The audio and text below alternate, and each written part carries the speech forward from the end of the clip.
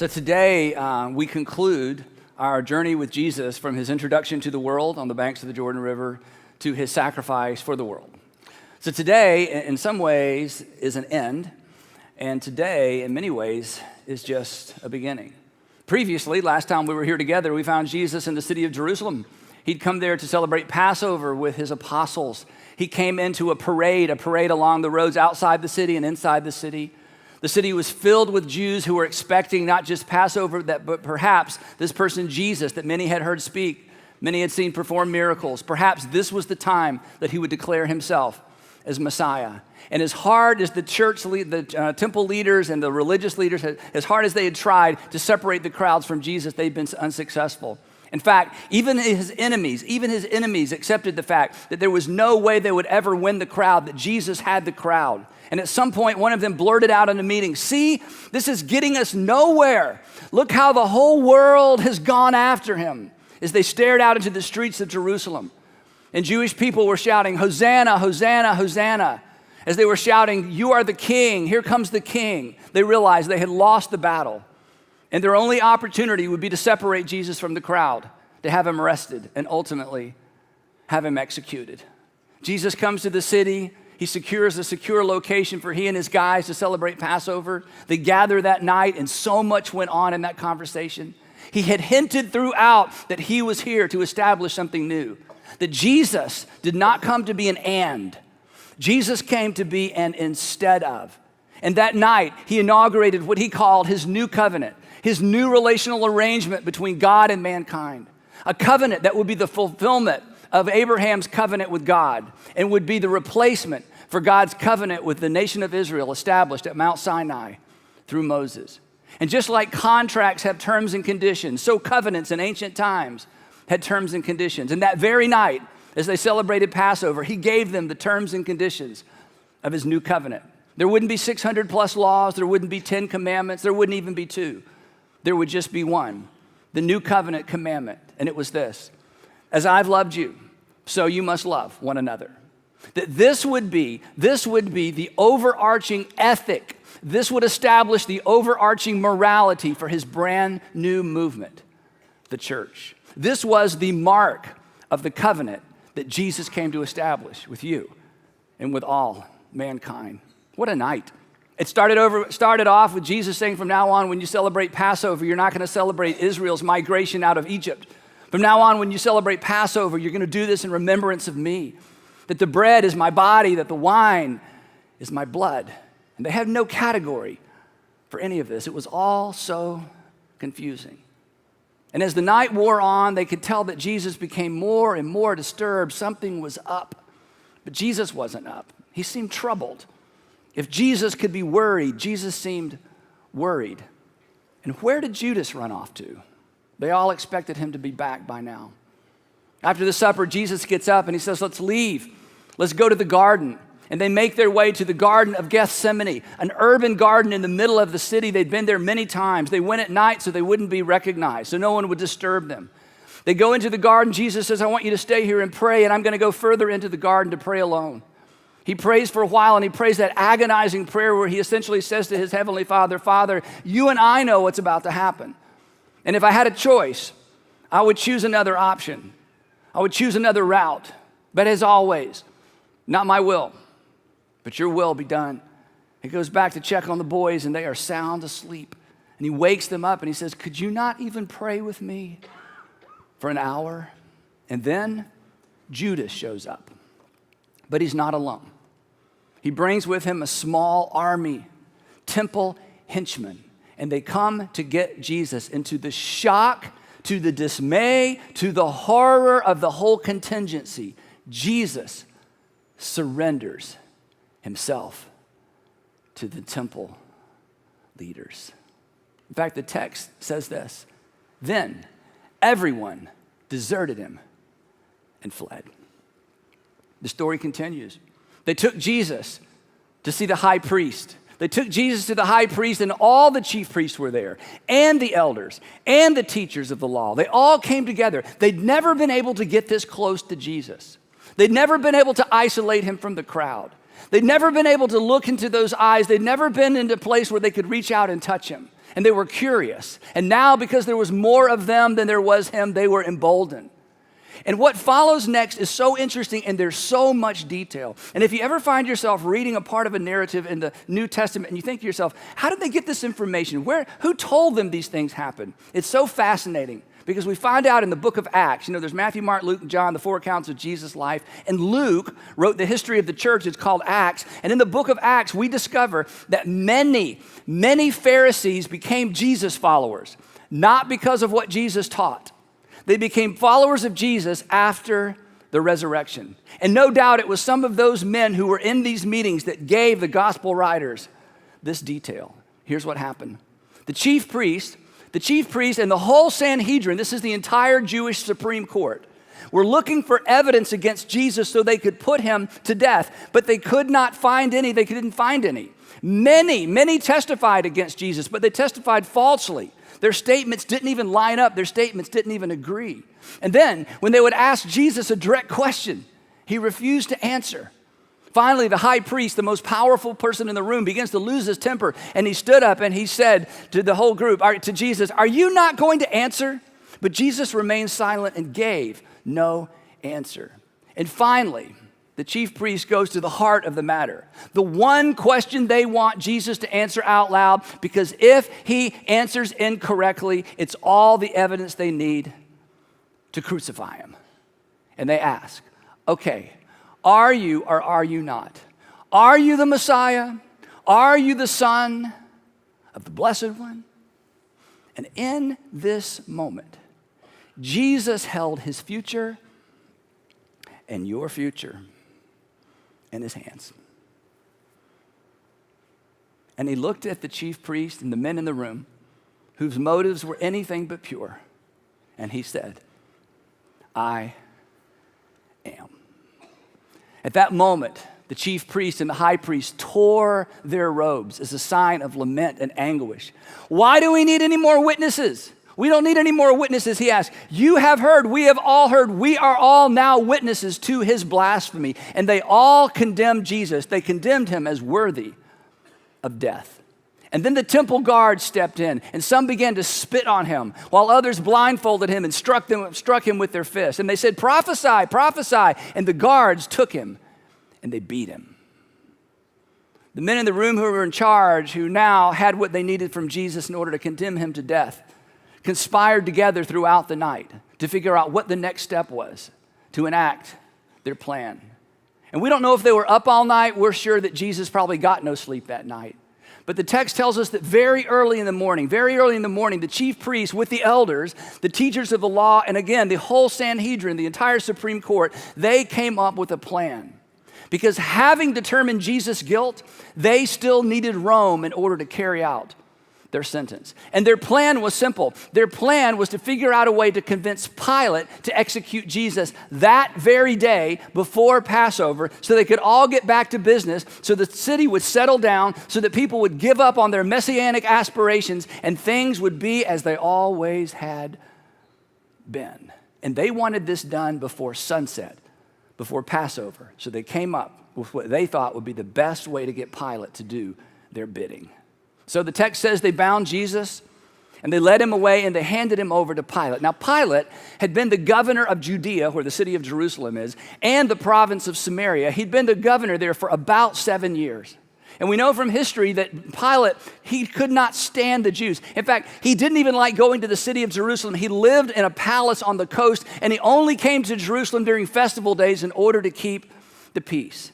And his favorite pastime was antagonizing the Jewish leaders and reminding them that they were subjects of Rome. And he reveled in their groveling. Now, by now, the text says, by now it was early morning, the sun begins to come up, and to avoid ceremonial uncleanness, they did not, the teachers of the law, the Pharisees, the elders, the Sanhedrin, they did not want to go into Pilate's palace, otherwise they would not be able to celebrate Passover. So they had gone through this series of elaborate cleansings so that they could lead Passover, so they could take part in Passover, and they knew if they stepped across the threshold of Pilate's palace, if they entered the home of a Gentile, they would have to start that cleaning process all over again. So imagine the hypocrisy. They wouldn't cross a threshold, but they're about to insist that an innocent man be put on a cross. So Pilate, because he had no choice, Pilate comes out to them and he asks, okay, it's early in the morning. What charges are you bringing against this man? And they had a prepared statement. And here was their prepared statement. Pilate, if he were not a criminal, we would not have handed him over to you. Translated, let's not get bogged down in the details. We just need a favor. We have been through this before. You know we wouldn't bring him here if this wasn't important. You know we really would not bring him here on the eve of Passover if this was not really important. So let's not get into the details. We need a favor. And Pilate loved it when the Jewish leaders needed a favor. So he eggs him on. He says, well, then go ahead. Take him yourselves. Judge him by your own law. He wanted them to beg. He wanted them to acknowledge Rome's sovereignty over this Jewish rebel state, to acknowledge that Rome was ultimately sovereign. So they sighed and they looked at Pilate because everybody knew the answer to this. Everybody knew this story. Everybody understood this scenario. But Pilate, as you know, we have no right to execute anyone. This was music to his Roman ears. Oh, that's right. You don't have the power to impose your own laws. What a pity. And then Pilate did something else to irritate them. He went back into his palace knowing they wouldn't follow because they were too good for that. But he insisted they bring Jesus in. The text says that Pilate went back into the palace inside and he summoned Jesus and he asked him, he said, are you the king of the Jews? And outside the religious leaders are going crazy because they're so afraid that if Pilate is one-on-one with Jesus, Jesus will do his magic. He's swayed the crowd. He won the nation. There's no telling what he would say to Pilate. So as they're scared to death outside, wondering why their plan hadn't worked out, and they didn't anticipate the fact that since they refused to go in, that perhaps Pilate would invite Jesus in. And Jesus seemed to have no reservation about spending time with Gentiles and sinners. In fact, that was part of the problem with Jesus, was who he hung out with. And so Pilate goes to the heart of the matter because this was the rumor. Pilate had heard the rumors that the rabbi from Galilee was coming to Jerusalem. He'd heard about the parade. He'd seen the crowds. His soldiers had reported back that we're on the verge of a riot because of the rabbi from Galilee. He's coming to the city for Passover. And now Pilate has his opportunity to ask his questions. Are you the king? And Jesus responds, is that your idea? Or did others talk to you about me? And then Pilate, he's on edge. Am I a Jew? He says, your own people and chief priest handed you over to me. Now tell me, what have you done? Why are we here? Why are we here so early in the morning? Don't you understand the stir that you've created and the chaos you've created in this city? So Jesus goes back to the original question because this is the question. And Jesus acknowledges, yes, I'm a king, but understand my kingdom is not of, not from, not like, not designed around the kingdoms of this world. My kingdom is not of this world. If it were, Pilate, if it were, we know how this scenario would play out because this happens all the time. The same thing that happens anytime somebody claims to be a Jewish king. The same time anybody claims to be a Messiah. We know how this plays out. My servants would show up and they would have kept me from being arrested by the Jewish leaders. We know how this plays out. If my kingdom were of this world, I would out-Rome Rome. I would play by your rules. I would use force because Pilate, that's the way of things. But Pilate, my kingdom is nothing like your kingdom. It's nothing like the kingdoms you're familiar with. My kingdom is not anything like any kingdom on this planet. Pilate says, so at least we've gotten somewhere. So you are a king then. So Pilate goes back out to the crowd and he announces, he says to the chief priests in the crowd, look, I find no basis for a charge against this man. But they insisted. He stirs up the people all over Judea. This is where Pilate is the governor. By his teaching. And then one of them in the crowd says something I'm sure they agreed upon beforehand not to mention. And that was Galilee. He stirs up the people all over Judea. And he started in Galilee and has come all the way here. And Pilate thinks to himself, Galilee. So he is a Galilean. That's not even my jurisdiction. You've come to the wrong person. You're wasting your time. You need to take him to Herod. Herod is the governor of Galilee. And they turned to whoever said that in the crowd and said, we decided not to mention Galilee. This is taking too much time. Well, as it turns out, Herod is the son of Herod the Great, who built the temple. Herod the Great, who sent his henchmen into Bethlehem many years earlier to murder all the 2-year-olds, because then boys 2 years old and younger, because he was afraid that someone else would take his place. And of course, like everybody else, he'd eventually died anyway. His sons controlled the area at the time, or parts of the area. And at this point, his son Herod was the governor of Galilee. And he happened to be in town, of course, for Passover. He just happened to be on the other side of town. So Pilate says, well, look, Herod's in town. This is none of my business. Take him to Herod. Well, this is not going as they planned. So sure enough, Pilate hands them back, Jesus back to them. Their henchmen, their soldiers take him to find where Herod's living. He goes into Herod's house, and Herod is thrilled. You can read this for yourself. Herod is thrilled to see Jesus because, like Pilate, like so many others, he's never been able to get close. He's never been able to have a conversation, and he's heard the rumors. And he brings Jesus in, and he asks Jesus questions, and Jesus won't answer his questions. And then he says, Jesus, do some tricks. I've heard about your tricks. Do some tricks. Bring him something here. Do some of your tricks. And of course, Jesus refuses to play along. And Herod is fed up, doesn't see what he wants to see, doesn't hear what he wants to hear. And he sends Jesus back to Pilate. When Jesus gets back, Pilate gathers the group that had come accusing Jesus to begin with. And he brought this man, and he says to them, you brought me this man. You brought me this man who was inciting the people to rebellion. Do any of you hear rebellion? No, me neither. Who would incite people to rebellion. I've examined him in your presence and have found no basis for your charges against him. And by the way, neither has Herod. For he sent him back to us. As you can see, he has done nothing to deserve death. Therefore, just to appease you, to get you off of my front porch so we can get on with Passover, I'll punish him. But then I'll release him. And the crowd went crazy. They said, no, away with this man, away with this man, away with this man.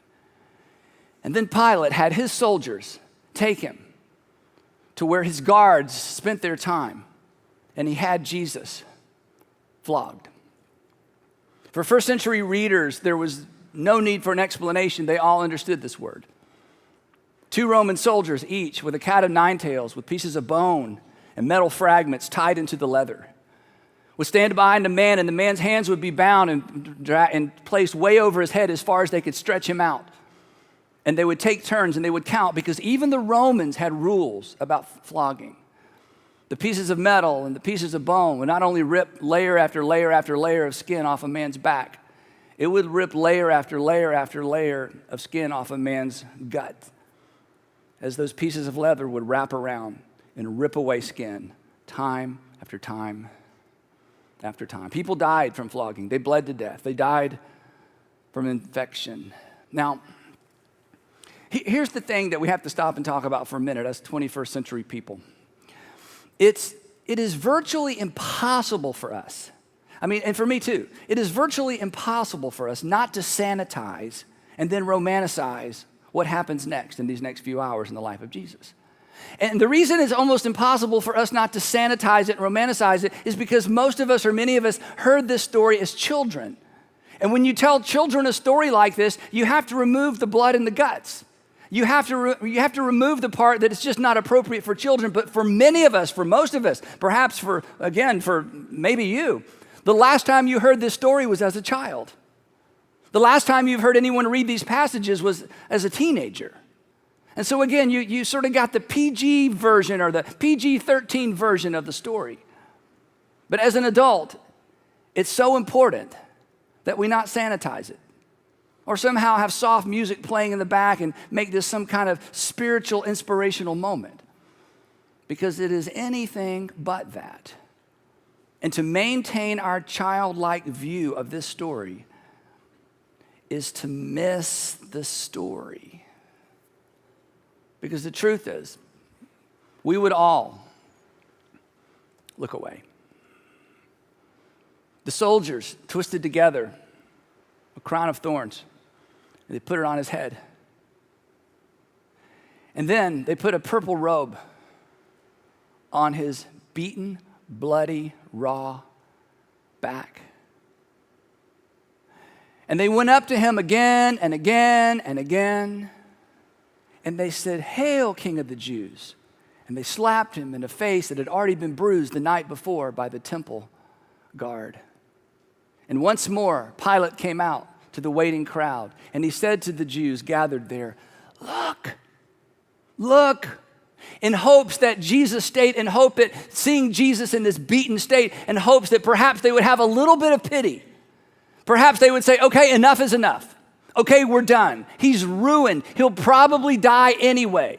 Surely this was enough to get them to leave him alone, to not have to do something he didn't want to do, and to get past another Passover so he could go back to the coast where he wanted to be anyway. "Look," he said, "I am bringing him out to you to let you know I find no basis for a charge against him. Even when he was being beat to death, he did not break. Even when he was being flogged, he did not shout out and confess things that he knew weren't true in order to get my men to stop. This man is absolutely innocent." But as soon as the chief priests saw him, they shouted, "Crucify, crucify." And Pilate can't believe this. He's never seen anything like this. He says, I'm done with this. Look, you take him and crucify him. As for me, I find no basis for a charge against him." And then the Jewish leaders went into part 2 of their plan since part 1 was taking too long. They said, "Okay, we have a law." We didn't mention this earlier. "We have a law, and according to that law, he must die, and here's why. We never told you why this was a capital offense. Because he claimed to be the Son of God." Now, when Pilate heard this, the text says, when Pilate heard this, he was even more afraid. And he went back inside the palace. He was more afraid because Son of God intersected with Roman myth, Roman legend. Suddenly, this had crossed over from just simply a Jewish thing to a Roman thing. For someone to claim to be the Son of God was threatening to the empire. This was a big deal. This was a code word. And now he knew he needed to do something else. He goes back inside. The text says that the guards took him back inside. And Pilate decides to question Jesus even further. But this time, Jesus won't answer. And I love this. In fact, if you're not a Christian or you left faith or somebody's making you watch this or listen to this or you stumbled into church because somebody promised you lunch or you stayed up late and you're watching this, please don't miss this. Next line. For whatever reason you left church or quit believing, I get that. If I were you, I bet I would have too, so there's no guilt, there's no judgment. But I just don't want you to miss this. A first century Roman soldier who had seen everything, the text says, was amazed. You see, this is when men groveled and begged, not for their life. This is when men fell to their knees and begged for a quick death. And Jesus won't answer. He finally is so exasperated, he says to Jesus, "Do you refuse to speak to me? Do you not realize I have power either to free you or to crucify you?" To which Jesus could have said, "Then Pilate, why are you the one that is so afraid?" But here's what he said. Jesus answered him, and he said, "You, Pilate, would have no power over me if it were not given to you from above." Pilate had seen a lot. He'd seen men die in battle. He'd seen men die immediately in battle. He had seen men die slowly in battle. He'd seen men bleed to death on the surgeon's table. He'd heard screams. He had seen it all. But he'd never seen anything, and he'd never seen anyone like this. Because when he stared into Jesus' eyes, those were not crazy eyes. Those were eyes that were fully aware. Those were eyes that were sincere. Maybe most importantly to a man like Pilate, those were eyes that were fearless. So much so, the text tells us that from that point on, Pilate did everything he could to set Jesus free. But the Jewish leaders wouldn't have it. The text says that they kept shouting, "If you let this man go," part 3 of their plan. "If you let this man go, you are no friend of Caesar. Anyone who claims to be a king opposes Caesar." Checkmate. They had him. Pilate was outmaneuvered. His hands were bound. They'd called him out publicly. And Pilate knew that Emperor Tiberius had eyes and spies everywhere. in the empire. In fact, the text says that when Pilate heard this, when they finally got to this part of their plan, when they finally got to this level of argument, the text says that when Pilate heard this, he brought Jesus out and sat down at the judge's seat, a place known as the stone pavement. There's so much detail in this part of the story. And it was about noon. And he said to the Jews, "Here is your king." He continues to twist the knife. "Here is your king. You want me to crucify your king. Here's your king," Pilate said to the Jews. But they shouted, take him away, crucify him, crucify him." And Pilate, he says, "Shall I crucify your king? Do you really want me to crucify your king?" And before they can stop themselves, someone in the crowd shouts out something that at any other moment, at any other time would have been considered blasphemous. Somebody shouts out, "No, we have no king." But Caesar, the chief priest, answered. And finally, Pilate handed him over to be crucified. So the soldiers, Pilate's soldiers, took charge of Jesus. And they brought him to the place called Golgotha. And they offered him wine mixed with myrrh, just a small gesture of mercy. But he did not take it. And as you read this part of the story in all four Gospels, it's like time slows down. There's so much detail. It's almost moment by moment. It's hour by hour. It's conversation by conversation. It's line by line. It's so much detail. But suddenly when we get to this part of the story, all of that stops. Because what came next required no explanation.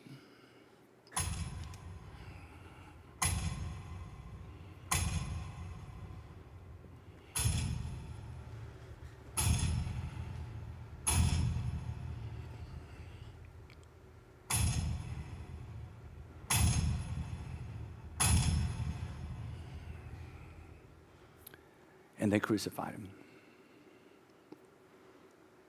Invented by the Greeks, perfected by the Romans.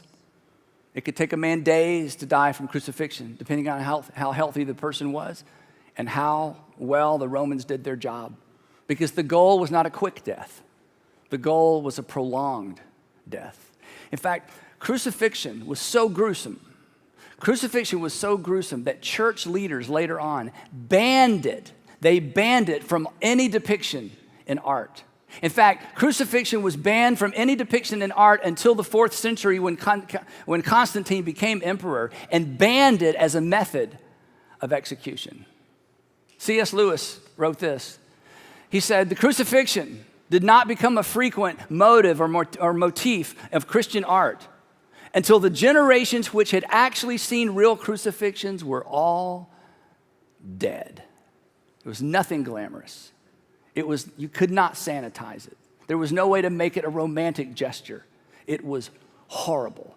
And crucifixion was a death inflicted upon many. But my friends, it was chosen by only one. Our Savior displayed on a criminal's cross. And darkness rejoiced as though heaven had lost. Here's something you should know. Here's something that you may have never heard before. Here's something that makes the rest of the story extraordinary. When Jesus died, there were no Christians. When Jesus died, there were no believers. When Jesus died, there were no more followers. Sympathizers, yes, but no believers. And here's why. Because throughout his ministry, Jesus claimed too much about himself. The central part of Jesus' ministry was not his stories. It wasn't even his teaching. It's what he claimed about himself. He claimed to be the resurrection and the life. You cannot crucify the resurrection and the life. He claimed to be the Son of Man or the Son of God. The Son of God isn't going to be arrested by Romans. He gave every indication that he was God's Messiah, that they'd waited on for hundreds of years. God's Messiah isn't going to be put to death by a foreign power. If Jesus was dead, if Jesus was crucified, clearly he was not who he claimed to be, and he was not who they believed he was. There was no dream to keep alive, and there was certainly no movement to keep moving. It was over. Joseph of Arimathea, a Sanhedrin, part of that Supreme Court, a friend of Nicodemus, who we met earlier in our journey together. They hugged their kids, they kissed their wives, Then they risked their lives and they asked Pilate for Jesus' body. In the first century, a crucified person cannot be buried. They were put on a trash heap to be left to the dogs and the wolves. And they went to Pilate, and I'm sure they exchanged for a few pieces of silver. They got permission to actually take Jesus' body and to bury him. He was not who they hoped he was, but he certainly deserved better than this. He was not who they hoped he was, but he certainly deserved to be buried. Sabbath would be there soon. They had to hurry. The religious leaders asked that the other two criminals crucified have their legs broken so they couldn't push up and breathe and they suffocated. When they came to Jesus, because of all the prior beatings, because he had been scourged, he had bled to death. So they took his body, and the text tells us that Nicodemus brought a mixture of myrrh and aloes, about 75 pounds. And they took Jesus' body, and as was the custom, the two of them wrapped it with spices in strips, not one large cloth, but in strips of cloth. This was how they embalmed a body. Why did they embalm his body? Because they expected Jesus to stay dead. They embalmed his body in such a way that if he were alive, he would have surely suffocated now. They embalmed his body in accordance with the Jewish burial customs. And as the sun set, as Passover began, they made their way home.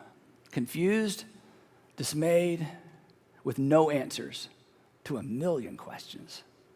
The next day, Pilate is disturbed once again. The text says, the next day, the one after preparation day, the chief priests and the Pharisees, they go back to Pilate, and he's like, what is it this time? And they say, sir, they said, we remember, and we've been told that while he was still alive, that deceiver said that after 3 days I will rise again. So, sir, one last favor. This will serve both of us, both parties well. Would you please give an order for the tomb to be made secure until that third day? Otherwise, his disciples may come and steal the body and tell the people that he has been raised from the dead. This last deception will be far worse than the first. And Pilate said, take a guard. Make the tomb as secure as you know how. And so they went, and they made the tomb secure by putting a seal on the stone and posting a guard. And that night, everyone slept well. Caiaphas slept well, knowing that once again he had outmaneuvered Pilate, that once again he had leveraged his power to get Rome to do his bidding. Pilate slept well, knowing that Passover was almost behind him. The city would empty of all these guests, all these foreigners, that he would be able to go back home to the coast where he enjoyed his life and his family. Up north somewhere, Saul of Tarsus was preparing another mind-bending message to follow Passover in his region of the world. In Rome, Emperor Tiberius had no idea any of these events ever transpired. All was as it always had been. All was as it always would be. Because everybody expected Jesus to do what dead people usually do. Stay dead. Little did they know that in the next few hours, they would secure their place in history. That their names would be spoken for generations in languages they didn't know about and places they didn't even know exist. That for generations, men and women would speak their names around the world, but not as they would have wished, because they would each become a footnote in the story of the rabbi from Galilee. For what they intended as the end was actually just the beginning. The beginning of something brand new. The beginning of something brand new for the world and for you. Don't miss next week. You're dismissed.